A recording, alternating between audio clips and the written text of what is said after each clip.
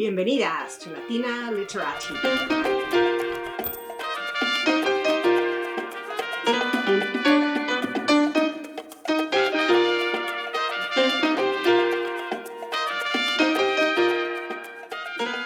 If you enjoy amazing ideas, wonderful places, and great books, then this is the channel for you.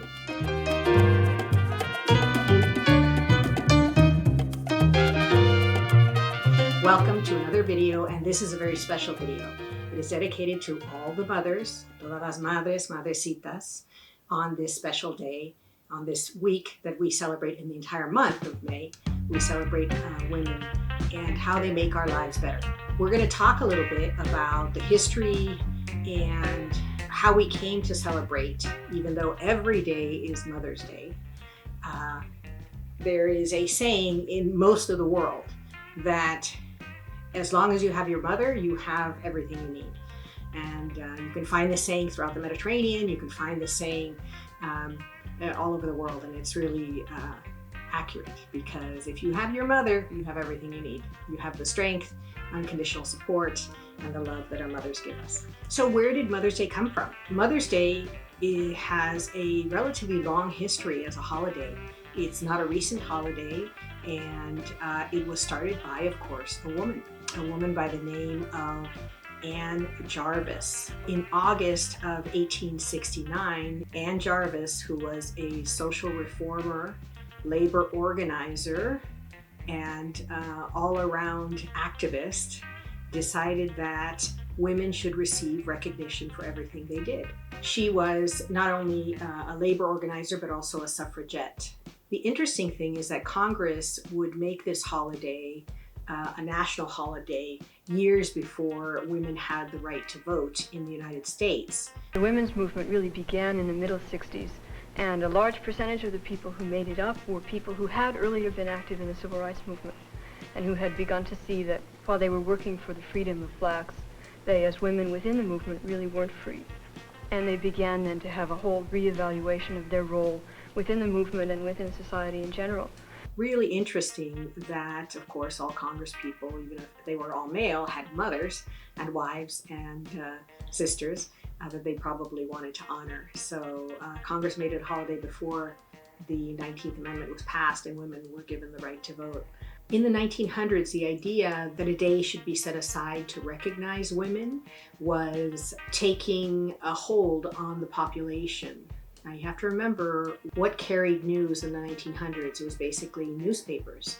And in the 1900s, even then, you had large swaths of people that did not read. And so you also relied on spoken word, not as we understand it today, but on speeches that were given. And people would pay a few cents to go in and hear speeches about interesting topics. And so not just men, sometimes women also gave speeches, and also you had different types of community halls. One of the observations made by people who came from other countries is how many clubs of people living in this country, in the United States, would belong to. So there might be, I don't know, a gardening club or whatever types of clubs people belong to, but all of them would be forums for discussion of new ideas like setting aside a day for mothers. From the earliest organizers, not just Anne Jarvis, but obviously others, the respect for and the value of life was inextricably intertwined in the idea of honoring mothers. And in fact, the first groups of mothers that gathered were those that had lost children, mostly sons, in wars. Angie Brooks, President of the United Nations General Assembly and the recipient of our Another Mother for Peace of the Year Award, issued a call to women everywhere to join us in the Mother's Resistance to War. So Mother's Day and the peace movement were inextricably intertwined from the very beginning. The idea that you can't honor mothers without honoring their children and ensuring that their children have what they need. And so that's a profound observation even in today's current world, where our elected officials have a blank checkbook for any conflict, but never seem to have the resources that women and children may need. Things like universal preschool, things like help with child care, universal health care. These are some of the things that would benefit huge numbers of women and children in this country. And so we should think about that. And as always, let the people around us know. So Ann Jarvis's mother, Ann Reeves Jarvis, actually inspired her daughter as well, because she would have reunions between Confederate and Union soldiers to try and bring about reconciliation. So you can imagine they've just fought a war against each other. I'm sure people on both sides have lost loved ones, and yet Ann Reeves Jarvis, Ann Jarvis's mother, would bring these men together to talk and to find solace in each other's company. So interesting and also profound, the importance of reconciling. And that's also a theme of today's video. I would suggest, or my advice, our advice, would be to take Mother's Day to reconcile if you've had any differences with people in your family, but especially your mother, because time passes. And it's important to make peace, and it's important to show the people that you care about how much you love them. And reconciliation and acceptance is one of the greatest ways that we show the people around us that we care for them. Ann Jarvis, after the holiday was set aside by Congress, was kind of taken aback on how the system immediately, companies that sold flowers and companies that sold candy immediately took advantage of the holiday, saying, oh, show your mother how much you love her by buying her chocolate or flowers. But we all know that the greatest gift we can give each other is time.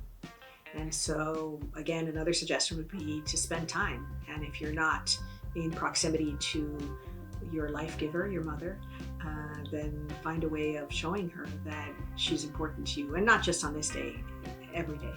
Something that I found fascinating too was that I've heard people speak that in past generations, on Mother's Day, you would wear a red carnation on your lapel if your mother was still alive, and a white one if she was not alive. And so I thought that was a really interesting tradition from past generations that I've heard about. So as you gather to celebrate Mother's Day, we send out, as always, all of our hopes for a wonderful day, not just for mothers, but for everyone, all caregivers. And we hope that you have un día excepcional, a wonderful, wonderful day. And now on to my favorite part of the video, the book recommendations.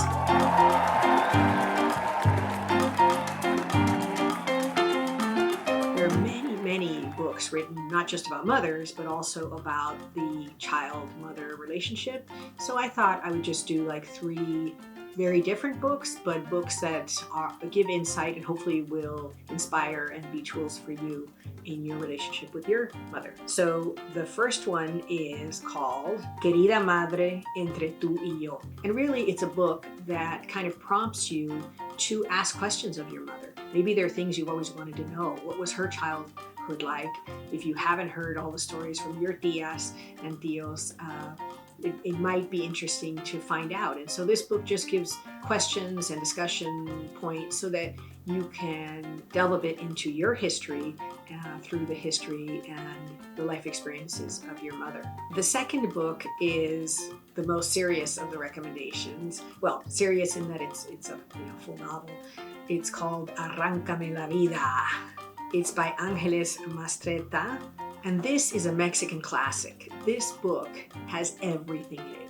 It has suspense, and it has mystery, and it has excitement, and it has all sorts of things. I'm not going to give a lot of it away, but I'm just going to tell you everything that you could expect that could happen in an adventure story where a young woman is married off at the age of 14 to an older politician who all of a sudden keeps appearing with children that he's had with other women. That will tell you a little bit about this adventure story and how she overcomes the obstacles that life has put in front of her. So again, really interesting book that I enjoyed and I highly recommend. Again, Mexican classic, really amazing book about post-revolutionary Mexico. And again, all of these books, if you can get them at your local library, that's the best thing to do, or your local bookstore. And I will leave links below if they're not available in either of those, so that you can choose to purchase them or not on sites like Better World Books or Abe's Books that fund literacy projects in our communities out of the purchases that you and I make on the sites. So what a wonderful way to take your purchase and leverage it to help others in our community. So the final recommendation is Paola by Isabel Allende. And Isabel Allende's books are good. They're good books to read in general. The perspective of a South American writer is always of interest because it's different than what we would normally, or what mainstream literature in North America is like. And so that's always of interest to me, at least. And this is a book that is very moving. Again, I won't give a lot away, but I actually found it on PDF. So I'm going to link it below so you'll have the book electronically at least. And it is letters that Isabel Allende writes to her daughter as she sits next to her in the hospital. And even when she's not sitting next to her in the hospital, she's drafting beautiful messages, not just of love, but all the things she'd like to say to her daughter if she could. So it's a very inspiring book. It's a book that moved me, and I thank Isabel Allende for writing it. So thank you so much for coming to the end of the video, and it has been a joint journey. I hope you've enjoyed this video, and I hope that it inspires you, and I hope you've learned something. So thank you so much for joining us. And as always, we wish you and your mother mucho cariño, mucho amor, mucha salud.